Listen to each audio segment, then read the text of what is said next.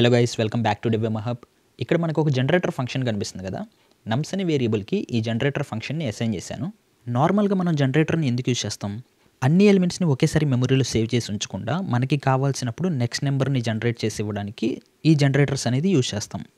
మనం ఇక్కడ డిఫైన్ చేసిన జనరేటర్ రేంజ్ ఆఫ్ 10,000 యూజ్ చేసాం కాబట్టి 10,000 వరకు నెంబర్స్ని జనరేట్ చేసి ఇవ్వగలదు. ఇక్కడ నేను ప్రింట్ నెక్స్ట్ ఆఫ్ నమ్స్ అని ఇచ్చాను. అంటే మనకి ఫస్ట్ ఐటమ్ అనేది జనరేట్ అవుతుంది.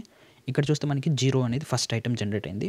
మళ్ళీ నెక్స్ట్ ఆఫ్ నమ్స్ ఇస్తే నెక్స్ట్ ఐటమ్ అంటే 1 అనేది జనరేట్ అయింది. ఇప్పుడు నేను మెంబర్షిప్ ఆపరేటర్ యూజ్ చేసి 5,000 అనే ఎలిమెంట్ ఈ జనరేటర్లో ఉందో లేదో చెక్ చేస్తాను. మెంబర్షిప్ ఆపరేటర్ అంటే ఇన్ ఆపరేటర్. ఇక్కడ ప్రింట్ 5,000 ఇన్ నమ్స్ అని ఇచ్చాను. చూసారా, మనకి ట్రూ అని వచ్చింది. అంటే 5,000 అనే ఎలిమెంట్ ఈ జనరేటర్లో ఉంది అని. ఇప్పుడు నేను మళ్ళీ ప్రింట్ నెక్స్ట్ ఆఫ్ నమ్స్ అని ప్రింట్ చేస్తే 5,001 వచ్చింది అవుట్పుట్. మనం ఇందాక జనరేట్ చేసిన నెంబర్స్ 0 అండ్ 1. సో మన ఎక్స్పెక్టెడ్ అవుట్పుట్ వచ్చేసరికి 2, బట్ మనకు వచ్చిన అవుట్పుట్ వచ్చేసరికి 5,001.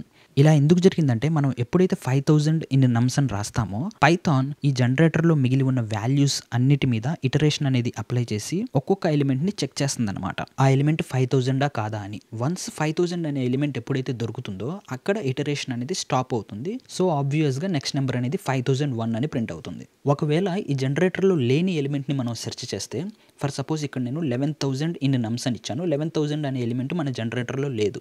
సో అందుకని మనకి ఫాల్స్ అని వచ్చింది. ఇప్పుడు మళ్ళీ నేను నెక్స్ట్ ఆఫ్ నమ్స్ ప్రింట్ చేస్తే మనకి స్టాప్ ఇటరేషన్ అని ఎర్రర్ వచ్చింది. చూసారా, బికాస్ పైథాన్ ఈ 11,000 అనే ఎలిమెంట్ కోసం మన జనరేటర్లో మిగిలి ఉన్న వాల్యూస్ అన్నీ వెతికింది.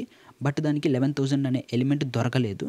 సో జనరేటర్లో ఉన్న వాల్యూస్ అన్నీ అయిపోయినాయి. There is nothing to generate next అన్నమాట. సో అందువల్ల మనకి స్టాప్ ఇటరేషన్ అనే ఎర్రర్ వచ్చింది.